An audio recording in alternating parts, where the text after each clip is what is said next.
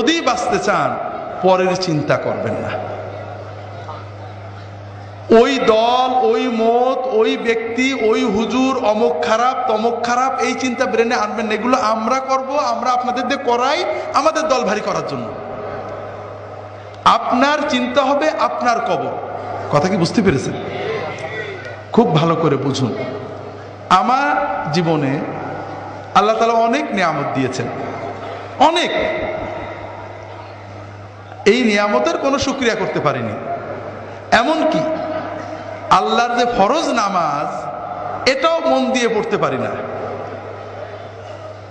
4 রাকাত নামাজ পড়তে কম্পিউটার স্পিডে পড়ি, 4 মিনিটও লাগে না।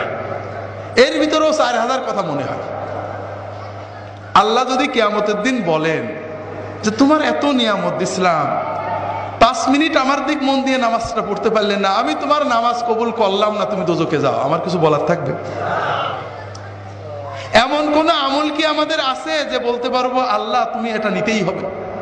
আমার দাড়ি, আমার টুপি, আমার নামাজ, আমার রোজা, আমার হজ, আমার যাকাত, আমরা কি কনফার্ম যে এটা আল্লাহ কবুল করবে? আমার না হলে আপনারা তো কনফার্ম নাকি? তো এই যদি আমাদের অবস্থা হয়, তাহলে কোন সাহসে আমরা অন্য মুসলমানের চিন্তা করি? ভাইরা, অন্য মুসলমানের চিন্তা করবেন না। যখন 5 জনে এক জায়গা হবে, নিজেদের কথা চিন্তা করবেন, পরের ভিতর আলোচনা না। ভাই কি অবস্থা? আরে ভাই বলো না, নামাজটা ঠিক করে পড়তাম, মন বসে না, দোয়া করো। ছেলে মেয়েগুলো ভালো করে পালন করতে পারছে না, দোয়া করো। নিজেদের ঈমান আমল নিয়ে চিন্তা করবেন, পরের না। ভাইরা, আমরা পরের আলোচনা কেন করি?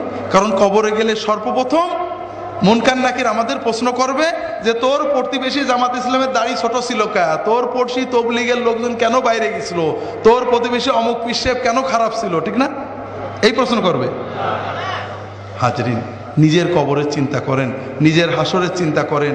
নিজে যতটুক করতে পেরেছি, যদি মনে করেন ভালো আমল করছি, তাহলে আল্লাহর কাছে দোয়া করেন।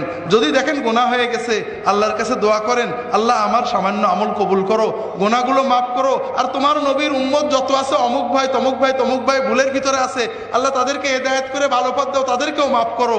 এইভাবে দোয়া করলে আমাদের লস আছে ভাই? লাভ আছে, অনেক লাভ আছে ভাই। তবে আমরা তো জানি আল্লাহর জান্নাতে জায়গা তো কম, ঠিক না? যদি ফুরফুরার মুরিদরা সব ঢুকে যায়, তাহলে তো আর তবলিগেরা চান্স পাবে না, ঠিক না? যদি জামাত ইসলামরা জান্নাতে যায়, চরমুনা এলাতে তো জায়গা হবে না, কম পড়ে যাবে, ঠিক না?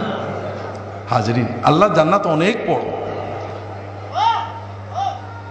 ওয়াসারিউ ইলা মাগফিরাতিম মির রাব্বিকুম ওয়া জান্নাতিন আরদুহাস সামাওয়াতু ওয়াল আরদু উইদ্দাত লিল মুত্তাকিন। তোমরা দৌড়াও, দৌড়াতে থাকো, দ্রুত এগো সেই জান্নাতের প্রতি, যে জান্নাত আসমান জমিনের চেয়েও বড়। যে জান্নাতকে আল্লাহ তাআলা মুত্তাকিদের জন্য বানিয়ে রেখেছেন।